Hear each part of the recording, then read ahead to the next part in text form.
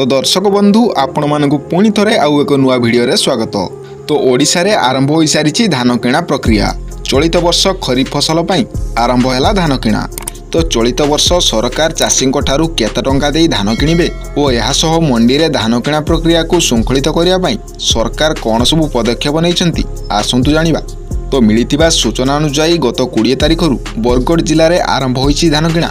सेहीपरि भावे 22 तारिख रे संबलपुर रे धान किनिबे सरकार। एथिपाई सरकारी स्तर रे समस्त प्रकार प्रस्तुति शेष हो सारिछि।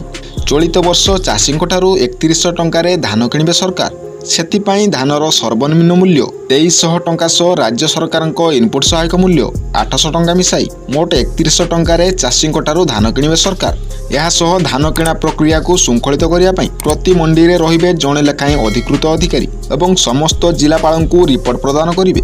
चलित वर्ष 80 लाख टन धान किनिबा को धार्य करिसेंती सरकार। यह सह धानर परीक्षण कटनी छटनी मंडी अव्यवस्था धान टोकन समस्या और बाहर राज्यर व्यापारी उपरे रोक लगाया समस्त प्रकार प्रस्तुति करिसेंती सरकार। प्रत्येक जिले में धान किणा दायित्व रे रहिबे जणे लेखाएं जिलापाल और यह सह 2टी जिले में धान किणा दायित्व रे रहिबे जणे लेखाएं मंत्री। तो फ्रेंड्स ये थिला आपनको पई किछि नुवा अपडेट। जदि अपडेट टी आपनको भलो लागिछि ताले वीडियो को एक लाइक करी चैनल को सब्सक्राइब करंतु। तो देखा बा गुटे वीडियो रे से पर्यंत रहिली। जय जगन्नाथ।